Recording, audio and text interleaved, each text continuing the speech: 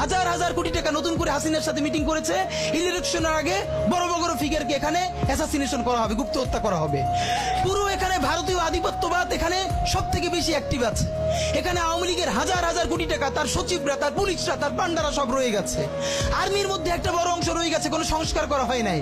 তারা বারবার স্যাবোটেজ করবার চেষ্টা করছে, এই রাষ্ট্রকে, এই সরকারকে ফেল করানোর চেষ্টা করছে। তো আপনি মুক্তিযুদ্ধের পরে যে ৩-৪ বছর এইরকম রাহাজানি হয়েছে, সেটাকে যদি অটকুন দিতে পারেন যে নতুন রাষ্ট্র গঠনের আগে এই ঝামেলাটা হয়, তাহলে এই যে নতুন বাংলাদেশের স্বপ্নের মধ্যে এইগুলোকে আপনি বড় করে মপ করে ফ্রেমিং করেন। আপনি এই জবান যে আপনার না, এই জবান যে দিল্লির জবান, ভারতীয় আধিপত্যবাদের জবান, সেইটা বুঝতে আমাদের পিএইচডি করা লাগে না। সুতরাং জুলাই সনদের সাথে নির্বাচনের ক্ষেত্রে শুধু আমাদের 2 মিনিট কথা। নির্বাচন হতে হবে। আমি একটু ভদ্রতার সাথে এবং শ্রদ্ধার সাথে বিনয় আমি জানাচ্ছি যে ভাইরা যেটা বলেছেন, সকল দল মিলে আগামী 20 বছর নির্বাচন না হোক, না, এটা আমরা চাই না। আমরা নির্বাচন চাই।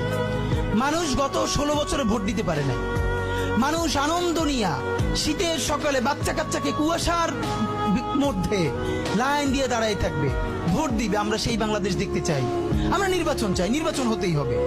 এই নির্বাচনকে বানচাল করবার জন্য দিল্লি থেকে শুরু করে আওয়ামী লীগ হাজার হাজার কোটি টাকা নতুন করে এখানে বিনিয়োগ করছে। নির্বাচন লাগবে।